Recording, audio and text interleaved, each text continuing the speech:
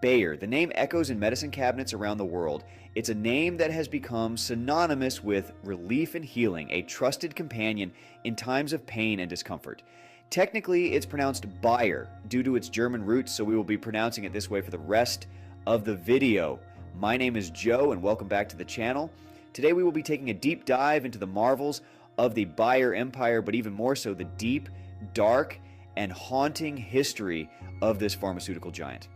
For many, Bayer represents a beacon of hope, a remedy that has stood the test of time. From its humble beginnings in 19th century Germany, Bayer rose to become a pharmaceutical titan.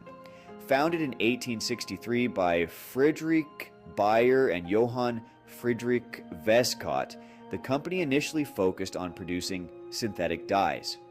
Its flagship product, aspirin, became a global sensation, a household staple. Introduced in 1899, aspirin revolutionized pain relief and quickly became one of the most widely used medications in the world. The company's logo, a distinctive cross formed by the word Bayer, seemed to embody trust and reliability. It became a symbol recognized worldwide and represented quality and efficacy. But behind this carefully cultivated image lies a dark and troubling history, one that Bayer has tried hard to bury. The company's past is marred by unethical practices and controversial decisions that have left a lasting impact. This is the story of a company that has left an indelible stain on humanity, a story that reveals the darker side of corporate ambition and the lengths to which some will go to achieve success. It's a story of ambition and greed, of scientific innovation twisted for sinister purposes. Bayer's involvement in the development and distribution of harmful substances is a testament to the dangers of unchecked corporate power. Bayer's story is inextricably linked with some of the darkest chapters of the 20th century. During World War I, the company was involved in the production of chemical weapons used in the horrors of trench warfare. From the battlefields of World War I to the horrors of the Holocaust, Bayer had a role in inflicting unimaginable suffering on millions. The company's collaboration with the Nazi regime during World War II involved the use of forced labor and human experimentation. It remains a dark stain on its legacy to this day. Today, Bayer continues to face accusations of unethical practices.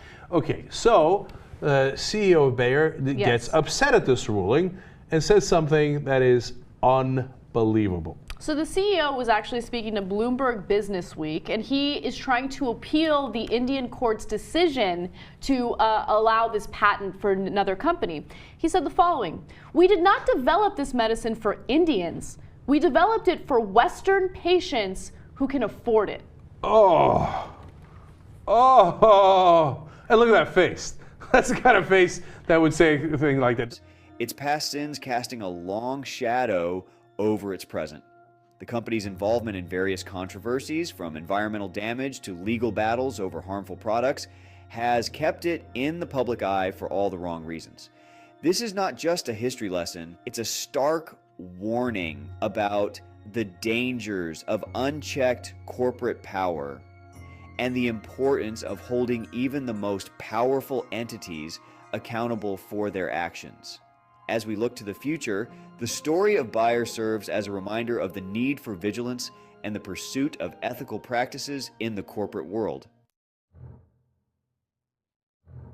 In more recent years, Bayer's acquisition of the agricultural giant Monsanto in 2018 sent shockwaves through the world.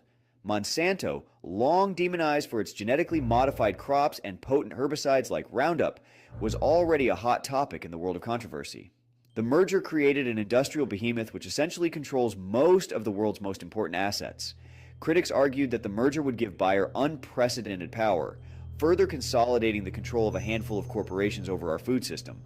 They pointed to Monsanto's long history of environmental damage, aggressive litigation against farmers, and potential health risks associated with its products. The merger was met with widespread protests, with many seeing it as a marriage of two of the most ethically challenged corporations on the planet.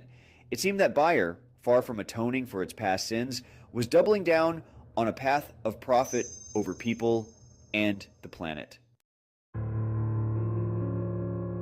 To understand the depths of Bayer's darkness, we must journey back to the trenches of World War I As the conflict raged, claiming millions of lives, a new and horrifying weapon emerged.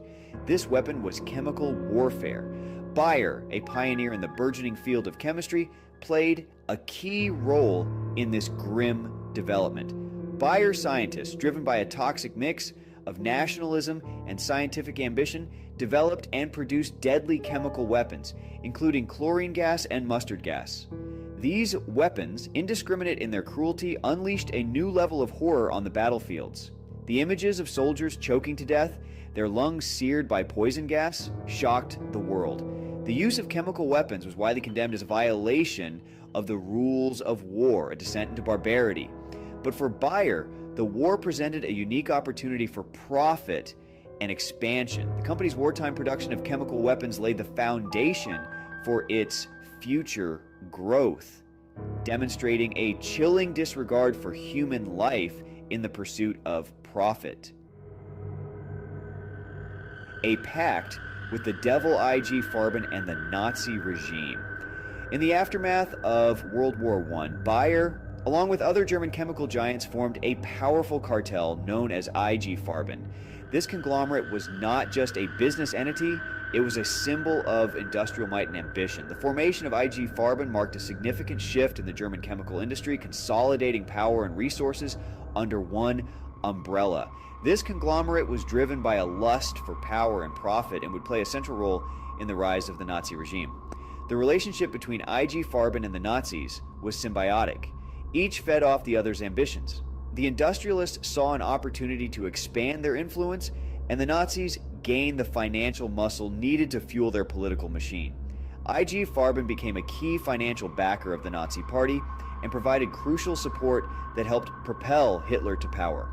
The company's financial contributions were not just generous donations, but strategic investments in a future where IG Farben would dominate the industrial landscape of a Nazi-controlled Europe. In return for its support, IG Farben was rewarded with lucrative government contracts and access to slave labor. These contracts were the lifeblood of IG Farben's wartime operations, ensuring a steady stream of revenue and resources. The use of slave labor was not just a byproduct of the war, it was a calculated move to maximize profits and efficiency. The company's executives were blinded by greed and ambition. They willingly turned a blind eye to the regime's atrocities, becoming complicit in the Nazis' crimes. Their boardroom decisions had far-reaching consequences. The company chose profit over humanity and aligned itself with one of history's most brutal regimes. IG Farben's factories, fueled by slave labor, created weapons and supplies for the Nazi war machine. These factories were the backbone of the Nazi military effort. They produced everything from synthetic rubber to explosives. The scale of production was staggering, and it was all made possible by the inhumane exploitation of countless forced laborers. Among these products were the infamous Zyklon B pellets used to exterminate millions in the gas chambers of Auschwitz and other death camps. The production of Zyklon B was one of the darkest chapters in IG Farben's history, a chilling reminder of how industrial prowess can be perverted for evil. Bayer, through its involvement in IG Farben, was inextricably linked to the Holocaust, with its products used in the most horrific genocide in human history. The legacy of Bayer and IG Farben is forever tainted by their complicity in these atrocities, a stark reminder of the moral responsibilities that come with industrial power. At Auschwitz, the Nazi regime's genocidal ambitions reached their terrifying apex. This was not just a place of death, but a meticulously planned and executed machine of human destruction. This concentration and extermination camp became a symbol of the Holocaust's unimaginable horrors, a place where millions were systematically murdered. The gas chambers and crematoria stand as silent witnesses to the atrocities committed. And Bayer, through IG Farben, played a direct role in this industrialized slaughter. The company's involvement was not peripheral, it was integral to the Nazis' plans. Auschwitz was more than just a death camp. It was a vast complex that included forced labor camps. These camps were meticulously designed to extract every ounce of labor from the prisoners before their inevitable deaths. Prisoners who were deemed unfit for work were exterminated upon arrival, while others were worked to death.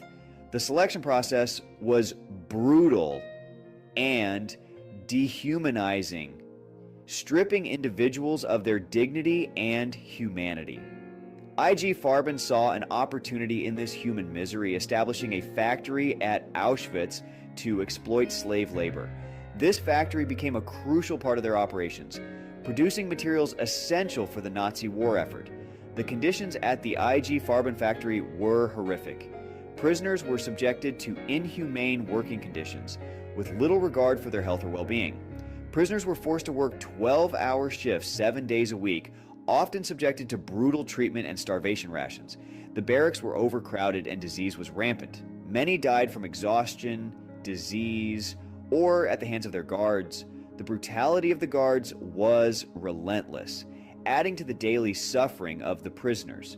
The profits from IG Farben's Auschwitz factory were used to further fund the Nazi war machine, a chilling example of corporate greed fueling genocide. This collaboration between industry and the Nazi regime highlights the depths of inhumanity that were reached during this dark chapter of history. The liberation of Auschwitz brought the world face to face with the horrors that had been hidden behind its gates. Survivors emerged, bearing witness to the atrocities and ensuring that the memories of those lost would never be forgotten. Today, Auschwitz stands as a museum and a memorial, a stark reminder of the consequences of hatred and intolerance. It is a place of reflection and education, ensuring that the lessons of the past are not forgotten. After the war ended, the Allies realized just how powerful IG Farben was and decided to break it up. That's when companies like Bayer, BASF, and Hoechst became independent. They're still huge names in the chemical world today, and while they play part in this world operating smoothly, it is a bit unsettling to know that the same companies have such power even to today. If you made it to the end of this video, thank you. Please consider liking and subscribing to support the channel.